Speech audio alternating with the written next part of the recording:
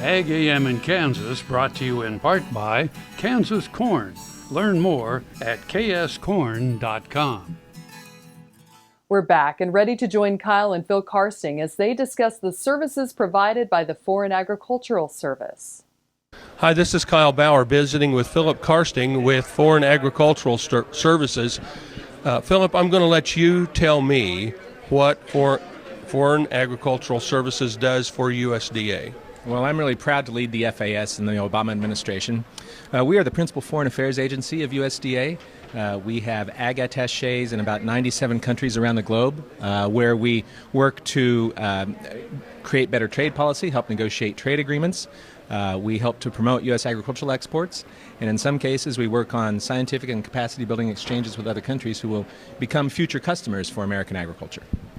So, it would appear to me a lot of that might be in the State Department, but you're in the Agricultural Department, not the State Department. We are. This goes back many, many years. The FAS first began the USDA began a foreign ag service probably 60, 70 years ago, and we really wanted to bring in the expertise of American agriculture. We drew a lot on our land-grant university system and built up a core of foreign service as well as civil servants in Washington, and we've got locally engaged staff overseas. That's the Japanese that work for us in Tokyo, for example, or the Brazilians that work for us in Sao Paulo and Rio, and those folks are also an important part of our comprehensive effort to make sure that American agriculture is treated fairly overseas and that we help facilitate trade agreements and trade environments that are give our farmers a fair chance to compete. And they do compete very well.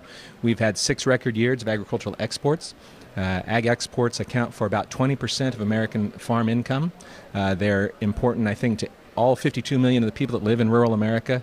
Every other row of soybeans grown in this country goes overseas. 1 day of every week's worth of dairy production goes overseas. So American agriculture is vibrant and strong, and a big part of that is our international relations.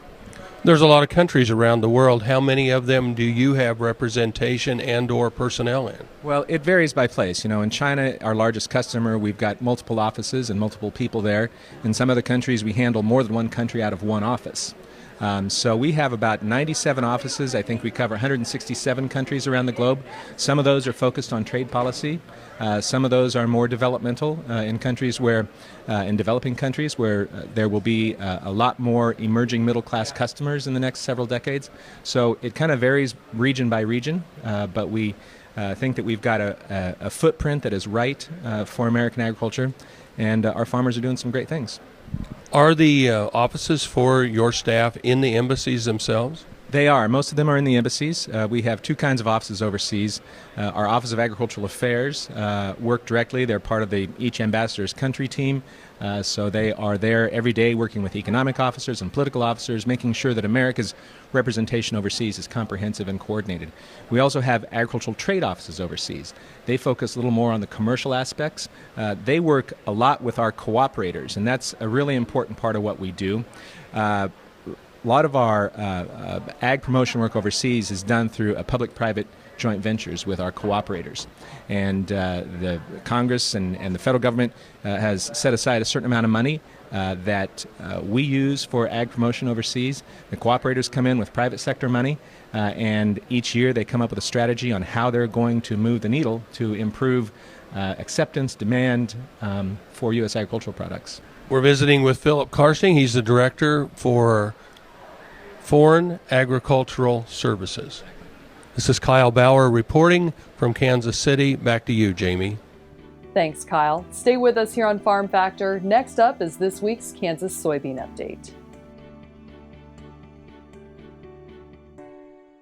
Kansas Farm Bureau, the voice of agriculture, represents grassroots agriculture. The state's largest and most powerful farm organization stands up for its members through leadership development, agriculture education, legal defense, environmental advocacy, farm safety, and risk management. Members also enjoy money-saving benefits. To join our organization today or to learn more, go to www.kfb.org or find us on Facebook and Twitter.